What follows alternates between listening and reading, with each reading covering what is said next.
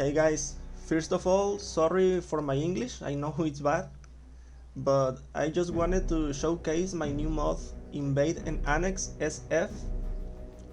Now I know there's already an Invade and Annex mod that just recently released, but mine is a bit different. First of all, the SF in the title means that this mod was made entirely using a scenario framework built-in tools. Like I'm not using any custom scripting or anything. So I just wanted to see how far I could push it using the tools that the developers gave us without delving into enforced script, etc. So yeah, let's get into it. So I'm gonna show you how this looks like, how this works. So first of all, this mod was made in Everon, okay?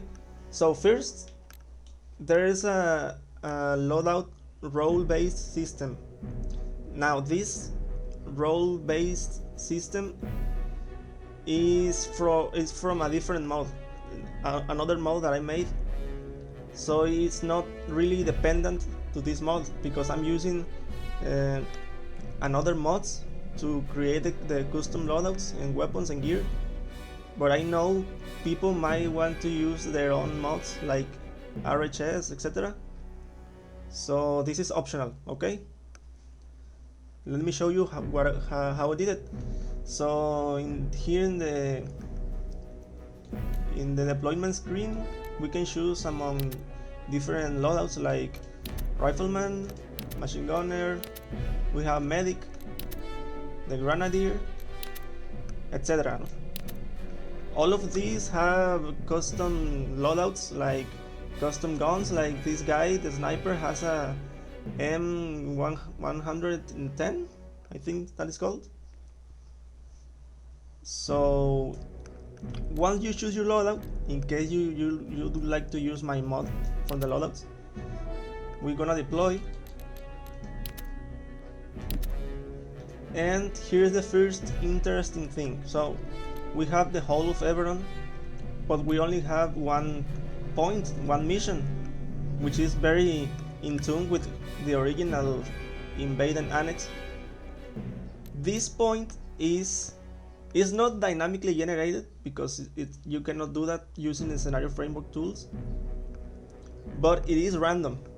So every time you log in, every time you start a new game, you will get a different location. So this map has like, I don't know, 50 locations or more. I'm gonna be adding even more. So it's very rare that you will encounter the same one twice, if you know what I mean. So this is the mission that has been generated for this particular session, and we have our HQ here. Now as you can see, we have 3 different spawn points. We have the HQ, we have mobile command post, and the command helicopter. So we're gonna deploy here at HQ just to show you. So this is main base. We have vehicle depot. You have access to all the vehicles available, all the small vehicles, okay? You have an arsenal, so you really can choose any weapons and gear you want. I have the bacon here, but as default, I started as a grenadier with a loadout for a grenadier, okay? If you're using my mod, if not, well, you will have to gear up here. Now, here is what's interesting about my mod, I think. So we have this is a command truck, a modified command truck. It's not really a command truck. It's actually a repair truck, but it's modified to look like a command truck because a few reasons.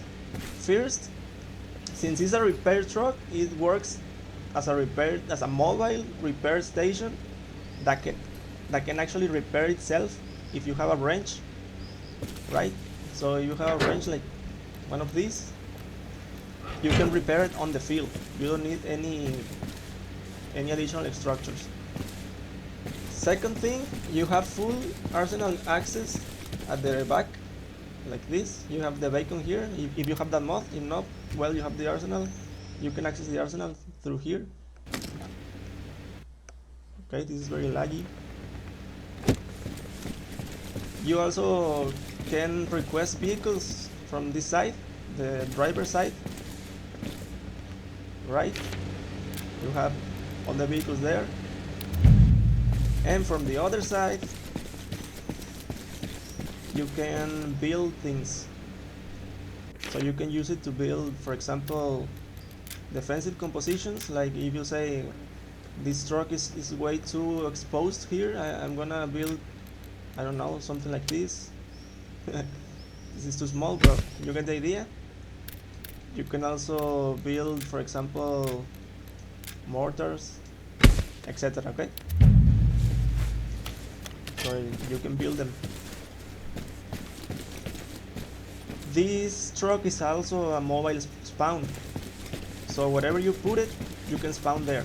The only thing with this truck, if it gets destroyed, it will only reappear or respawn back at here at HQ in 5 minutes. That's the only thing with this truck. Next, we have this helicopter. Now this is pre-spawned here, but if someone else takes it, you can spawn another one here. But there's only one helicopter, which is the same one. The reason I'm doing this is because I'm planning to make side missions where you can get better helicopters, like the ones with the rockets and the LAV. I don't know. I'm just thinking. So this helicopter is also a spawn point. Now you will travel faster with this helicopter, but it only works as a spawn point and as a rearm point. Here to the sides you can choose your ammo. If you're running out of ammo, you come back to the helicopter and you take more ammunition and you can go back to the fight. You can grab ammo from here and from the other side too. From here. Okay, and of course you can also use the radio backpacks. The radio backpacks are modified to work as they used to work before. Like you deploy them and you have a ticket system. So in this case you have 5 respawns until it's useless. And I think there's where is the trunk? Here's the trunk. Okay, so the helicopter has 2 radio backpacks. In case you forget them, there's always 2 radio backpacks in the helicopter and another 2 in the command truck. And while you have your vehicles, etc. So you will prepare here. And now let's get into the actual mission. So in this case, the mission generated was here in Gory, Clear Gory. So basically,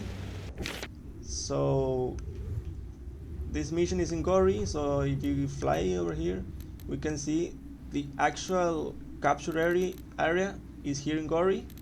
We have a few enemies, a lot of enemies actually, and we have a lot of enemies also outside the area.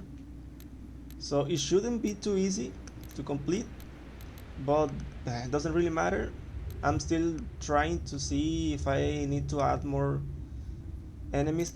One thing that I will tell you is that I play on console, as you can see, so I know most of the missions available in the workshop are crafted to PC players, and that's natural, that's normal, because, well, people who make mods usually playing in PC. I have a very shitty laptop, that allows me to mod, but it doesn't allow me to play, so I play in my Xbox. And so I craft my mods to be the most efficient for console players, because also all of my friends are console players, and this mod is a representation of this. There's a lot of AI, but there's not an in gigantic amounts of AI either. And if I add more, it will be only when most of these have been eliminated, so it's not hard on the system. Okay, so how does this work? So at this point we have 1 point, right? Clear Gory. What happens if we clear Gory, which is this? Let's see. Let me kill all of this AI. This is what happens. Command to all units, mission complete. Assigning new area of operations, over.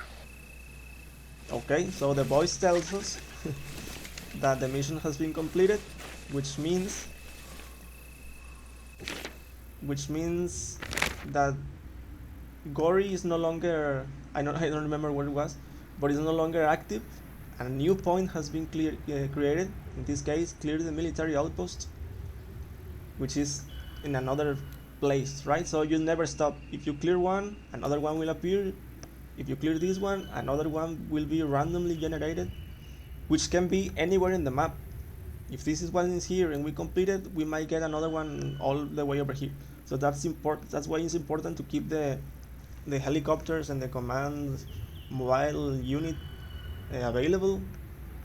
If this is too far away for the truck, well, you have to resort to the helicopter if you want, but you will lose the full access to the arsenal, which is something to consider.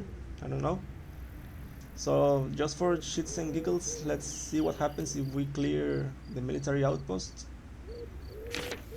Let me see where it is. Here it is. So again, we have a lot of enemies in the area and surrounding the area too. We also have vehicles. Let me find one. Here's a vehicle. And the AI will get in the vehicle. And they will defend using these vehicles. There are I think 3 vehicles in the whole area, but it can be random. Okay, so if we capture this, let's see what happens.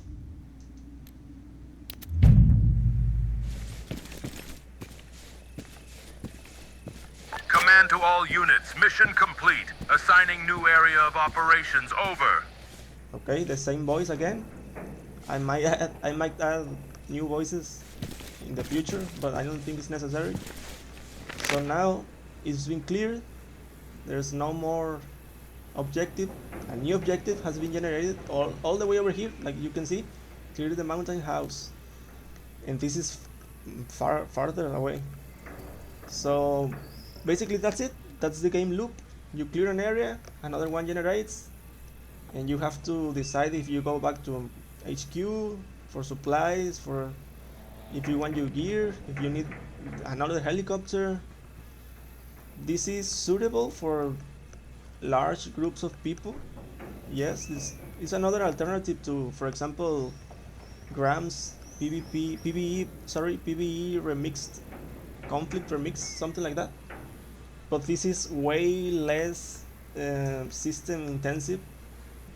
Grams, for example, has like 70, I think, bases all around the map, which actually takes a toll on the resources. In this case, there's only one active, and once you clear the area, this is another thing. Once you clear the area, all of the AI surrounding disappears. Okay, I'm guessing you will have to fight through them in order to get here, but in case you are sneaky and you come through the ocean and surprise them and kill all of them somehow without all the other area noticing, well, once you complete this area, all of the AI will disappear. You can think of it as, okay, they are moving to the next objective to protect it. The next objective is over here. Okay, and that's it. That's pretty much it. All everything left to do is to figure out the side missions. Maybe they are needed, maybe not. I hope you enjoy this mod, and sorry for my English again. This is like my third time actually speaking English out loud. So yeah, that's it. Thanks.